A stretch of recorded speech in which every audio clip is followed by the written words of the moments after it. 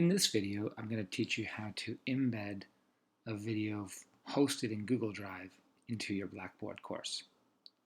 So like all videos, they begin somewhere. They either begin being recorded on an iPad, a camera, or some other device.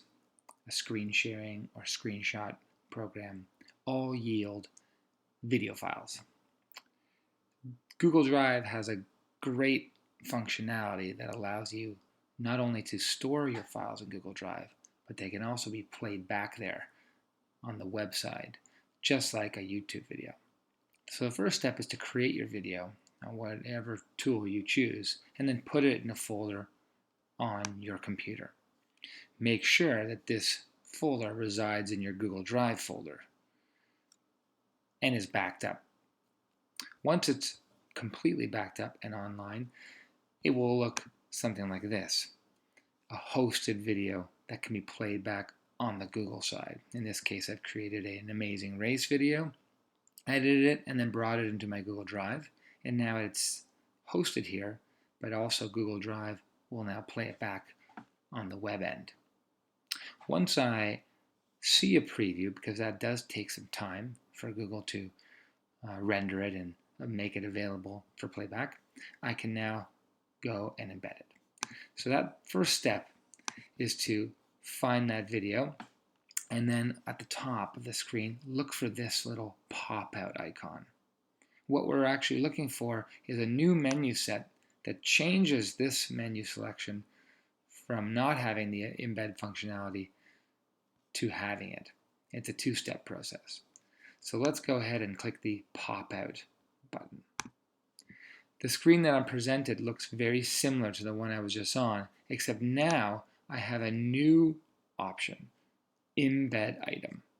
So what I'm going to do is I'm going to click on that, and I'm going to highlight the code that is given to me. It also note that it says only the owner and explicitly shared collaborators have access to this video. This is important because I'm going to need to change my share settings if I want to share my video with students. But let's go ahead and copy that code now and click OK. From here, I'm going to change my share settings now, because if I don't, no one will be able to see the video because the video has the current permissions of the folder that I'm in, or the current permissions that I've set. So let's go ahead and look at Advanced. And now let's change the access for anyone with the link can view, no sign-in required. This is the best one. If we go public, then there's a possibility that people could search it, which may or may not be a problem. But right now, anyone with the link, no access, no sign-in required, I think is the easiest one. You could also choose number 2 as well. But in this case, they don't have to be logged into the York School account, which means they could be watching it on some other computer, not their own, and it will still work. And I tend to try and think of all the possibilities where things could go wrong, so I like number 2. So let's hit save. Now that I've saved that embed code, it's time to go to Blackboard. I've now opened an item in Blackboard, and I can give it a title. And now in the item, I'm going to go, and I could give it some context here. What are people supposed to do with it, and so on and so forth. Then I'm going to click on this HTML box right here. I'm going to paste that code and hit update. You'll know you'll have been successful because you're going to see some kind of rectangle yellow item here showing you that there's a box about to be embedded. Once you're done, you can scroll down and hit submit. Scroll down to see the item and confirm whether the video is there.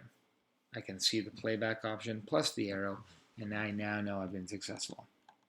This is the best way to embed items into Blackboard, and I would encourage you to not use the Blackboard upload media file option that we used to recommend, because it avoids many of the issues and intercomputer compatibility issues that we run into using Blackboard's native playback tools. Go with Google and you won't have a problem.